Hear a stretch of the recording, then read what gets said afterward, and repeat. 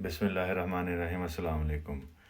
भरा दा सवाल है, क्या दुनिया में ऐसी कौम या कंट्री नहीं है जो एजुकेशन अपनी लैंग्वेज की जगह इंग्लिश में देते हो but they are financially strong? नहीं, कोई एक भी मुल्क ऐसा नहीं है ਜਿਹੜਾ ਆਪਣੀ ਜ਼ਬਾਨ ਤੋਂ ਇਲਾਵਾ ਤਰੱਕੀ ਯਾਫਤਾ ਹੈ।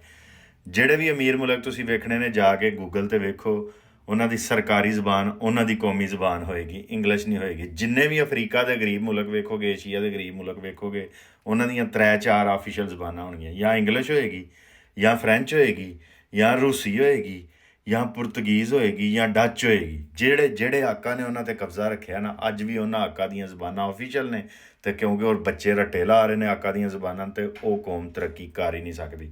ਅੰਗੋਲਾ ਦੀ ਜਾ ਕੇ ਵੇਖੋਗੇ ਪੁਰਤਗੀਜ਼, ਉੱਥੇ ਡਾਕਟਰੀ ਪੁਰਤਗੀਜ਼ 'ਚ ਹੁੰਦੀ ਹੈ। ਅਲਜਜ਼ਾਇਰ ਦੇ ਵਿੱਚ ਡਾਕਟਰੀ ਫਰੈਂਚ 'ਚ ਹੁੰਦੀ ਹੈ। ਪਿਆਰੇ ਪਾਕਿਸਤਾਨ 'ਚ ਡਾਕਟਰੀ ਇੰਗਲਿਸ਼ 'ਚ ਹੁੰਦੀ ਹੈ।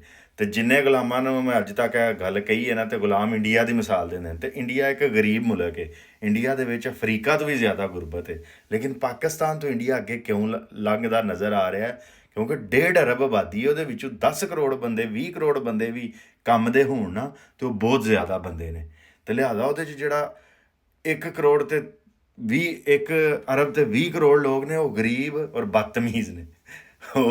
ਉਹ ਆਉਂਦੇ ਨੇ ਮਾਰ ਦਿਓ, ਇਹ ਕਰ ਦਿਓ, ਜੈ ਸ਼੍ਰੀ ਰਾਮ ਅਤੇ ਫਲਾਣ ਹੈ। ਉਹਨਾਂ ਨੂੰ ਇਸ ਕੰਮ 'ਤੇ ਲਾਏ ਆ ਉਹਨਾਂ ਨੇ। ਉਹਨਾਂ ਨੂੰ ਨਾ ਅਕਲ ਸਿਖਾਈ ਜਾ ਰਹੀ ਹੈ, ਨਾ ਇਲਮ ਸਿਖਾਇਆ ਜਾ ਰਿਹਾ। ਉਹ ਆਪਣੇ ਮੁਲਕ 'ਚ ਫਸਾਦ ਪਾਉਣ 'ਚ ਬਹੁਤ ਰਾਜ਼ੀ ਨੇ।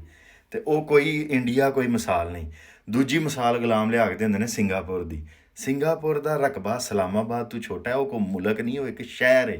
ਔਰ ਉਹ ਸ਼ਹਿਰ ਹੈ ਦੁਨੀਆ ਦੇ ਰਾਹ ਗੁਜ਼ਰ 'ਤੇ। ਉਹਦੀਆਂ 4 ਆਫੀਸ਼ੀਅਲ ਜ਼ਬਾਨਾਂ ਨੇ, ਇੰਗਲਿਸ਼, ਮਾਲੇ, ਤਾਮਿਲ ਅਤੇ ਚਾਈਨੀਜ਼, ਮੈਂਡਰੀਅਨ।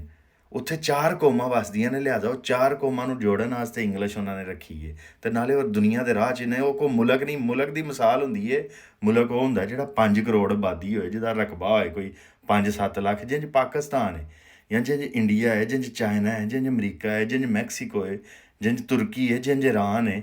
ਇਹ ਮੁਲਕ ਹੁੰਦੇ ਨੇ। ਸ਼ਹਿਰਾਂ ਨੂੰ ਮੁਲਕ ਨਾ ਕਹੋ। ਦੁਨੀਆ 'ਤੇ ਇੱਕ ਵੀ ਮੁਲਕ ਐਸਾ ਨਹੀਂ ਜਿਹੜਾ ਆਪਣੀ ਜ਼ੁਬਾਨ ਤੋਂ ਬਗੈਰ ਤਰੱਕੀ ਕਰੇ। ਅਤੇ ਪਾਕਿਸਤਾਨ ਨੇ ਵੀ ਕਦੀ ਤਰੱਕੀ ਨਹੀਂ ਕਰਨੀ ਜਿੰਨੀ ਦੇਰ ਤੱਕ ਸਾਡੀਆਂ ਜ਼ੁਬਾਨਾਂ ਮਰਦੀਆਂ ਰਹਿਣਗੀਆਂ, ਇੰਗਲਿਸ਼ ਨੂੰ ਰੱਟੇ ਲੱਗਦੇ ਰਹਿਣਗੇ, ਪਾਕਿਸਤਾਨ ਖੱਜਲ ਹੁੰਦਾ ਰਹੇਗਾ। ਜਿਸ ਦਿਨ ਇੰਗਲਿਸ਼ 'ਤੇ ਪਾਬੰਦੀ ਲੱਗੀ, ਪੰਜਾਬੀ, ਪਸ਼ਤੋ, ਸਿੰਧੀ, ਬਲੋਚੀ ਦੇ ਵਿੱਚ ਆਲਾ ਤਾਲੀਮ ਹੋਈ, ਡਾਕਟਰ, ਇੰਜੀਨੀਅਰ ਬਣਨੇ ਸ਼ੁਰੂ ਹੋਏ, ਉਸ ਦਿਨ ਤਰੱਕੀ ਹੋਏਗੀ।